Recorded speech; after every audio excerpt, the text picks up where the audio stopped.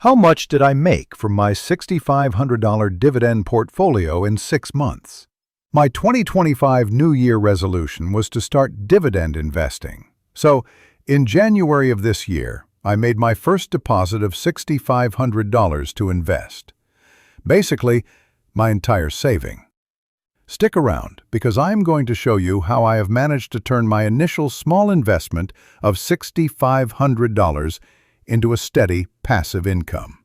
And if that is not enough, I will give you a breakdown of what dividend ETF and stocks I am investing in, what has worked so far, and what did not work. So, stick around to the end.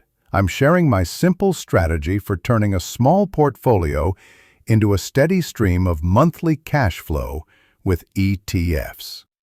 I wanted a portfolio that was easy to manage, diversified, and built to last. My goal was to create a portfolio that pays me, whether I'm working, traveling, or just relaxing on the couch. I wasn't chasing massive gains overnight. I wanted reliable income that grows over time. Dividend stocks are perfect for this.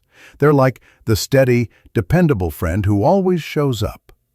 Companies like Coca-Cola, PepsiCo, or Johnson & Johnson aren't just household names. They've been paying and raising dividends for decades.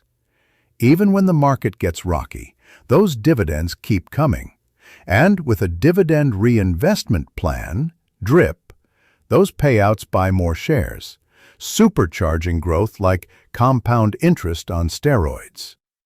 You might be asking, why not go all in on growth stocks?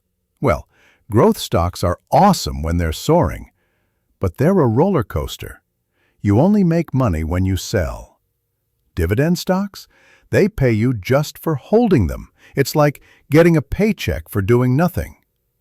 My mindset was simple. Slow and steady wins the race. In other words, this portfolio is my slow cooker, not a microwave. Now, let's look how I allocated $6,500 in my portfolio.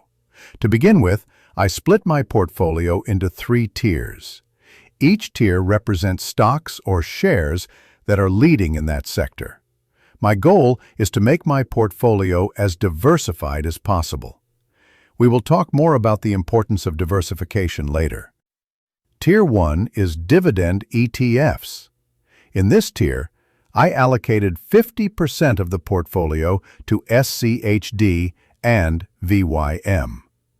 In principle, this is the backbone of my portfolio. SCHD pays quarterly dividend with a yield of about 3.5 to 4%. VYM is Vanguard High Dividend Yield ETF. It targets large-cap companies with higher-than-average yields. It is broad, low-cost, and gives me instant diversification. These ETFs do the heavy lifting. They hold dozens, sometimes hundreds of dividend-paying companies, so I don't have to spend hours researching individual stocks. Tier 2 is well-established companies, also known as blue-chip stocks. These are companies with a track record of dividend payments for decades. In this tier, I allocated 25% of the portfolio, and I own 5 stocks in this tier. These includes Johnson & Johnson, Procter & Gamble, Coca-Cola, PepsiCo, and Realty Income. These companies aren't just paying dividends, they're raising them year after year. That's the kind of stability I'm after. Tier 3 was my chance to add a little growth potential. I allocated the last 25% into this growth-focused portion of my portfolio. Stocks in this tier are not focused on paying me dividend, but they have high potential for growth upside. I have 3 stocks in Tier 3. Microsoft, Apple, and Nvidia. As you can see, these are tech stocks that highly invested in artificial intelligence and have high potential for growth. Since this is my long-term investment portfolio, I expect a substantial growth in this tier in the next 10 years. Now, let's get into the fun part. How much did I make from this portfolio so far? For January, this was a slow start. Realty Income, my monthly payer, kicked things off with $1.85. Most of my other stocks and ETFs pay quarterly, March, June, September, December. So the total for January was $1.85. In February, Apple paid me $1.35 and Realty Income paid $1.85, making the total for February to $3.20, a little growth from the past month. March was a big month. I received $12.24 from SCHD, $8.75 from VYM, $4.10 from Johnson & Johnson, $1.20 from Microsoft, and $1.65 from Realty Income. My total dividend was $27.94. In April, NVIDIA paid $1.50, Procter & Gamble paid $2.65, PepsiCo paid $2.15, Coca-Cola paid $2.50, and Realty Income paid $1.85, making the total for April to $10.65. My last dividend payout, as for the time of making this video, is May. In May, I received $1.35 from Apple and $1.60 from Realty Income, making the total for May to $2.95. Grand total dividend paid since January is $46.59. Not life-changing, but that's $46.59 I earned without lifting a finger. And with DRIP, those dividends are buying more shares, setting me up for bigger payouts down the road. Now, if you are looking into starting your own portfolio, I encourage you to do your own research, depending on your investment goals. A few areas where many rookies make mistake as they start investing is 4 parts. Try and avoid the following. Don't chase high yields. A 10% yield might look tempting, but it's often a red flag. Companies with sky-high yields may be in trouble or about to cut dividends. Stick with quality, strong balance sheets and consistent dividend growth. Understand payout schedules.